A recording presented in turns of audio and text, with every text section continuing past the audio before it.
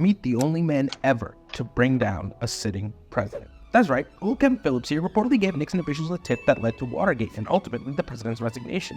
Now this is funny, because he was also an official in Nixon's administration. When he wasn't busy bringing down the president, he worked on writing the Southern strategy and laid the groundwork for Republicans to become the party of the South. When you hear Joe Biden say, "And by the way, this ain't your father's Republican Party," it's because of this guy. But who actually is he? Who is Kevin Phillips? If Ronald Reagan was the architect of the modern Republican Party, Kevin Phillips was a city planner. No, literally. This is the guy who turned Republican campaigning into a Southern-focused, racially charged nightmare. Phillips was raised in New York City in 1940 and graduated high school at 16, at which point he'd already begun studying the demographics of his town. He recognized resentment between children of older generations of white immigrants and Black and Latino communities. He attended Harvard Law School and worked for a U.S. representative before landing a job on Richard Nixon's 1968 campaign as an analyst. That year, he told journalists that the secret to politics is simply knowing, quote, who hates who.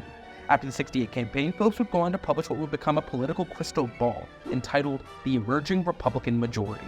Phillips theorized that Republicans should do two things. One, focus their energy on the South, and two, never, ever weaken the Voting Rights Act. To Phillips, this would guarantee Republican victories for generations to come, because to him, the more Black and brown people registered to vote as Democrats, the more racist Southerners would get angry, which would push them away from the Democratic Party and make them voracious advocates for Republican causes. A realignment toward the South saw Republicans win 4 out of the 5 presidential elections between 1972 and 1988.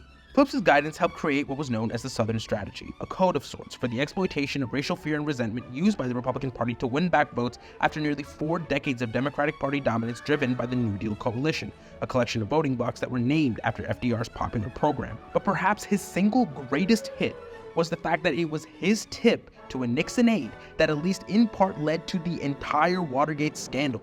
That's right, it's been reported that it was Kevin Phillips who gave Nixon aide Jeb Magruder the tip about compromising information in the DNC offices in the Watergate complex that led to the break-in that brought down Richard Nixon. Which leads us now to his second greatest hit, the fact that he disavowed the Republican Party in his later years. Somehow, this genius didn't anticipate that building an entire political party around reactionary racial resentment would create a group of people who were simply incapable of governing. Shocking, I know.